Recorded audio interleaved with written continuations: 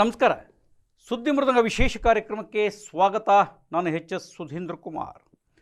3 ವಿಷಯಗಳನ್ನು ನಿಮ್ಮ ಗಮನಕ್ಕೆ ತರುವಂತಹ ಈ ವಿಶೇಷ ಕಾರ್ಯಕ್ರಮ. ಮೊದಲನೇದು, ಕಾಂಗ್ರೆಸ್ ರಾಜ್ಯ ಪ್ರಧಾನ ಕಾರ್ಯದರ್ಶಿ ಯಶವಂತಪುರ ವಿಧಾನಸಭಾ ಕ್ಷೇತ್ರದ ಉಸ್ತುವಾರಿ ಗುರಪ್ಪ ನಾಯ್ಡು ಅವರಿಂದ ಲೈಂಗಿಕ ದೌರ್ಜನ್ಯ ಕೇಸ್ ದಾಖಲಾಗಿರೋಂಥದ್ದು. ಇನ್ನೊಂದು, ಬಿಚ್ಚಿಟ್ರೆ ಏನಪ್ಪ ಬಿಚ್ಚಿಡೋದು, ಛೀ ಈ ಒಂದು ಗಮನಕ್ಕೆ. ಇನ್ನೊಂದು, ಚಿಂತಕರ ಚಾವಡಿ ಡಮಾರ್, ವಾರ್ ಏನಿದು?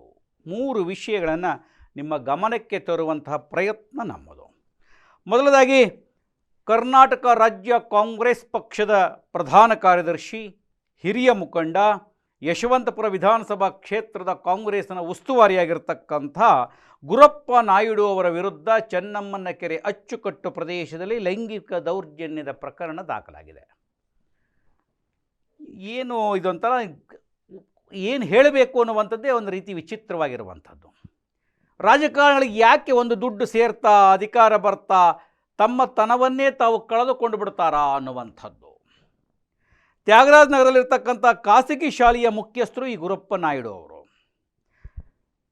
ಅಲ್ಲೇ ಶಿಕ್ಷಕಿಯ ಕೆಲಸ ಮಾಡ್ತಿದ್ದಂಥವರೊಬ್ಬರು FIR ದಾಖಲಿಸ್ಕೊಂಡಿದ್ದಾರೆ, ದೂರು ಕೊಟ್ಟಿದ್ದಾರೆ, FIR ದಾಖಲಾಗಿದೆ.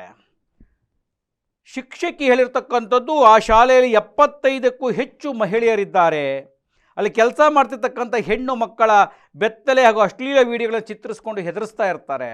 ನನ್ನ ಮೇಲೂ ಕೂಡ ಹೆದರಿಸುವಂಥ ಪ್ರಯತ್ನವನ್ನು ಮಾಡಿದ್ರು. ನಾನು ಅಂತಹ ಕುಟುಂಬಕ್ಕೆ ಸೇರಿದವಳಲ್ಲ ಅಂಥೇಳಿ ನಾನು ಅಲ್ಲಿಂದ ಓಡಿ ಮನೆಗೆ ಬಂದೆ. ಯಾರೂ ಕೂಡ ದೂರು ಕೊಡೋವಂಥವ್ರಿಲ್ಲ, ಹಾಗಾಗಿ ನಾನು ನೇರವಾಗಿ ದೂರು ಕೊಟ್ಟಿದ್ದೇನೆ ಅನ್ನುವಂಥ ಮಾತುಗಳನ್ನು ಅವ್ರು ಹೇಳ್ತಾ ಇದ್ದಾರೆ. ಅತ್ಯಂತ ಹಿಂಸೆ ಈ ವಿಚಾರವನ್ನು ಜಾಸ್ತಿ ಚರ್ಚೆ ಮಾಡೋದಕ್ಕೂ ಕೂಡ.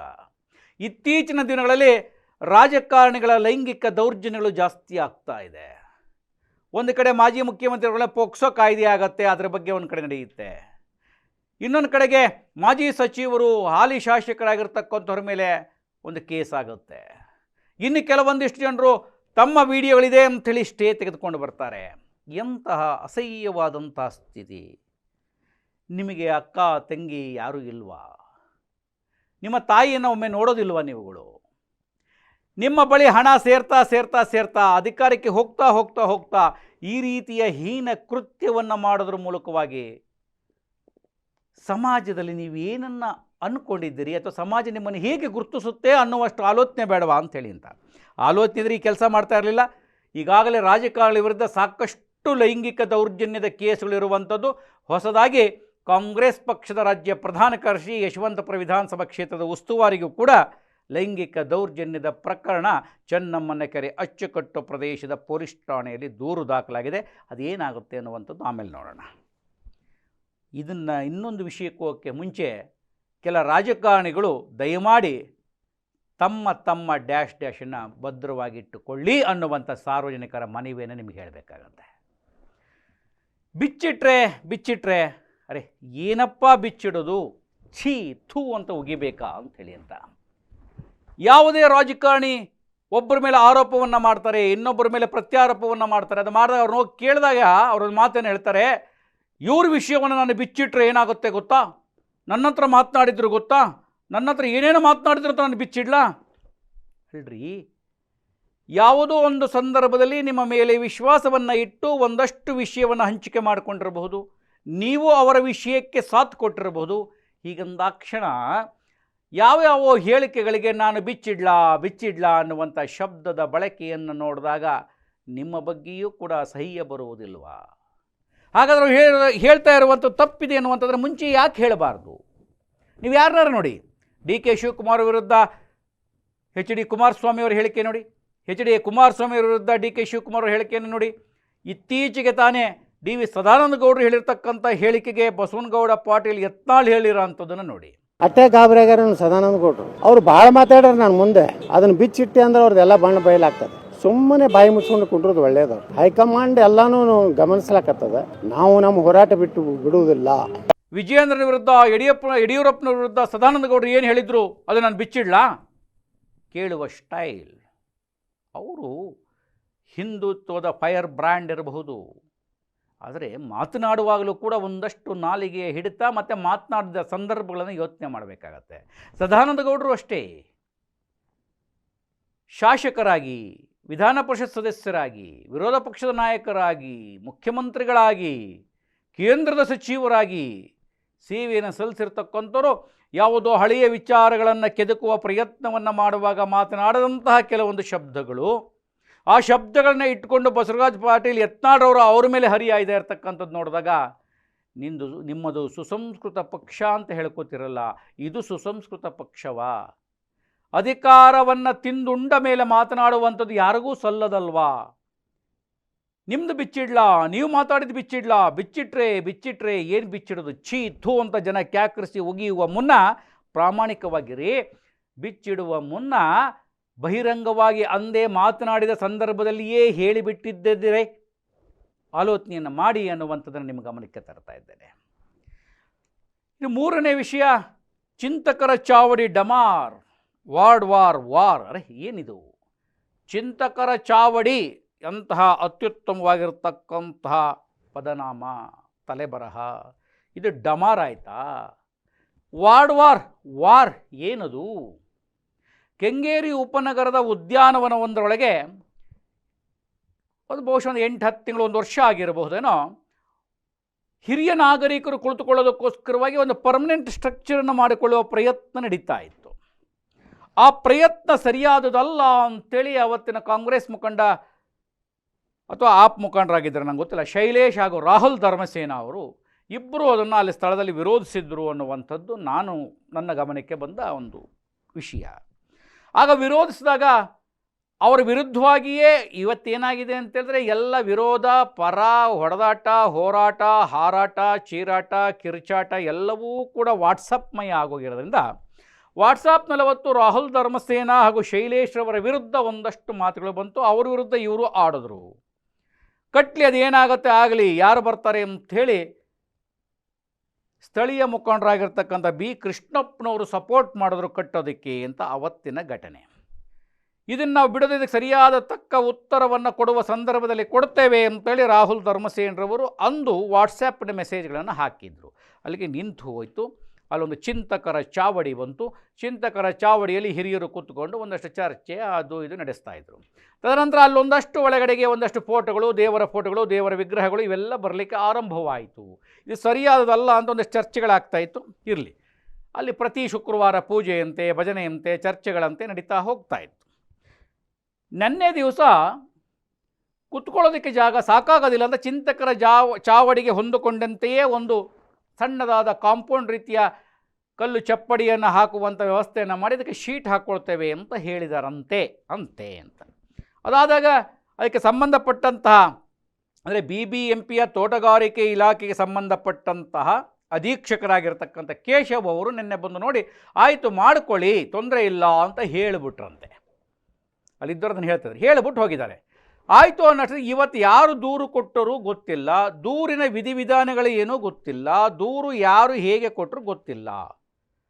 ಸೂಪರ್ಡೆಂಟ್ ಕೇಶವ್ ಅವರು ಹಾಗೆಯೇ ಇಲ್ಲಿಯ ತೋಟಗಾರಿಕೆ ಇಲಾಖೆ ಇನ್ಚಾರ್ಜ್ ಆಗಿರ್ತಕ್ಕಂಥ ಭಾನು ಮೇಡಮ್ನವರು ಇಬ್ಬರೂ ಬಂದು ಅಲ್ಲಿರ್ತಕ್ಕಂಥ ಚಿಂತಕರ ಚಾವಡಿಯ ಬೋರ್ಡುಗಳು, ಅಲ್ಲಿದ್ದಂಥ ಒಂದಷ್ಟು ಫೋಟೋಗಳು, ದೇವರ ಫೋಟೋ ಹಾಗೆಯೇ ಸಾಹಿತಿಗಳ ಫೋಟೋ ಎಲ್ಲ ಫೋಟೋವನ್ನು ತೆಗೆದು ಕಿತ್ತುಕೊಂಡು ಹೋದರು. ಅಲ್ಲಿದ್ದಂಥವ್ರು ಒಂದಷ್ಟು ಜಗಳ ಆಡಿದ್ರು. ಕೇಶವ್ ಹೇಳಿದ್ರು, ಇಲ್ಲ ನಮ್ಮ ಕಂಪ್ಲೇಂಟ್ ಬಂದಿದೆ, ಹೀಗೆ ಮಾಡಲಿಕ್ಕೆ ಸಾಧ್ಯತೆ ಇಲ್ಲ.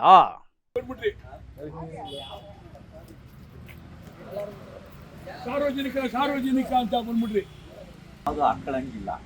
ನೀವೇನು ಬೇಕಾದ್ರೆ ಈಗ ಟೈಮಿಂಗ್ಸ್ ಇದೆ, ಬೆಳಿಗ್ಗೆ 5ರಿಂದ 10 ಗಂಟೆವರೆಗೂ ಟೈಮಿಂಗ್ಸ್ ಇದೆ. ಬೆಳಗ್ಗೆ 5ರಿಂದ 10 ಗಂಟೆವರೆಗೂ ಕೂತ್ಕೊಂಡು ಧ್ಯಾನ ಮಾಡ್ಕೊಳ್ಳಿ, ಪೂಜೆ ಸ್ತೋತ್ರಗಳು ಹೇಳ್ಕೊಳ್ಳಿ ಮನಸ್ಸಲ್ಲೇನೆ, ಇನ್ನೊಬ್ರಿಗೆ ತೊಂದರೆ ಆಗ್ದಂಗೆ. ನೀವೇನು ಬೇಕೋ ದೇವ್ರ ಧ್ಯಾನ ಮಾಡ್ಕೊಳ್ಳಿ. ನಿಮಗೆ ಎಲ್ಲ ಸಕಲ ಐಶ್ವರ್ಯ ಮತ್ತು ಹೇಳ್ಕೊಳ್ಳೋದು ಅಥವಾ ಈ ಪ್ರಪಂಚ ಉಳಿಬೇಕು ಬೇಡ ಅನ್ನೋದು, ಮನುಕುಲನೇ ಉಳಿಬೇಕು ಬೇಡ ಅನ್ನೋದು ಎಲ್ಲದಕ್ಕೂ ಸರ್ಕಾರದಿಂದ ನಿವೃತ್ತಿಯಾಗಿ ಬಂದಿದ್ದೀವಿ. ಅದು ನನಗೆ ಗೊತ್ತಿದೆ, ಈ ಸಾರ್ವಜನಿಕರ ಸ್ಥಳ ಅಂತಾನೂ ಗೊತ್ತಿದೆ, ಈ ಪಾರ್ಕು BJP ಸೇರಿದವರು ಗೊತ್ತಿದೆ, ನನಗೂ ಗೊತ್ತಿದೆ, ಪೊಲೀಸ್ ಇಲಾಖೆ ಸೇರಿದ ನನಗೂ ಗೊತ್ತಿದೆ. ಆದರೆ ನೀವು ಅನ್ಎಕ್ಸ್ಪೆಕ್ಟೆಡ್ ಆಗಿ ಕಂಪ್ಲೇಂಟ್ ಬಂದಿದೆ, ನೀವು ಆ ಥರ ಮಾಡಬಾಯ್ತು. ಈ ಥರ ಹಿರಿಯರಾಗಲಿಕ್ಕೆ ಇದರಿಂದ ತೊಂದರೆ ಆಗ್ತಾ ಇದೆ. ಮೈಕ್ಗಳು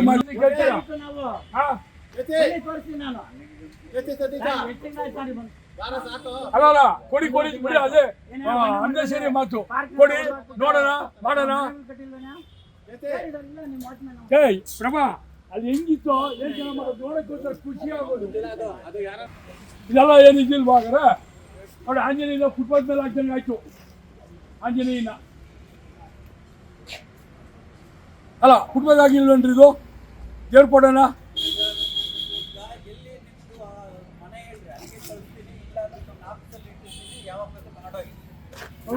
ಏನು ಮಾಡಿ ಸ್ವಾಮಿ, ಫುಟ್ಬಾಲ್ ಮೇಲೆ ಹಾಕ್ಬಿಡಿ. ಆಂಜನೇಯನ ಫುಟ್ಬಾಲ್ ಮೇಲೆ ಹಾಕ್ಬಿಟ್ಟು ಹೋಗ್ರಿ,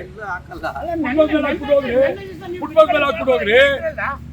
ಅಲ್ಲ ಸಾಯಿ ಅಲ್ಲ ಸರ್, ತಲೆ ಕೆಡಿಸ್ಕೊಬೇಡಿ ಸರ್, ತಲೆ ಕೆಡಿಸ್ಕೊಬೇಡಿ ಅಂದ್ರೆ ಇದು ಸ್ವಾಮಿ, ಇದು ದೇವ್ರು. ಫುಟ್ಬಾಲ್ ಮೇಲೆ ಹಾಕ್ತೀರಾ? ಸ್ವಲ್ಪನೂ ಬೆಲೆ ಇಲ್ವಾ? ಸ್ವಲ್ಪನೂ ಬೆಲೆ ಇಲ್ವಾ? ಆ ದೇವ್ರ ಆಂಜನೇಯನ ಹೋಗಿ ಫುಟ್ಬಾಲ್ ಮೇಲೆ ಹಾಕ್ತಾ ಇದ್ದೀರಾ? ಆ ದೇವ್ರಿಗೆ ಮರ್ಯಾದಿಲ್ವಾ ನಿಮ್ಗೆ? ಆಫೀಸಲ್ಲಿ ಸೇಫ್ಟಿ ಆಗಿರ್ತದೆ. ಅವ್ರು ಮಾಡಿ ಆಫೀಸಲ್ಲಿ ಹಾಕಿ. ನಮ್ಮ ಆಫೀಸಲ್ಲೇ ಸೇಫ್ ಅಲ್ಲ, ಅಪ್ಪಿಸಿಎಂವರೆಗೂ ಫೈಲ್ ಹೋಗ್ಬೇಕು.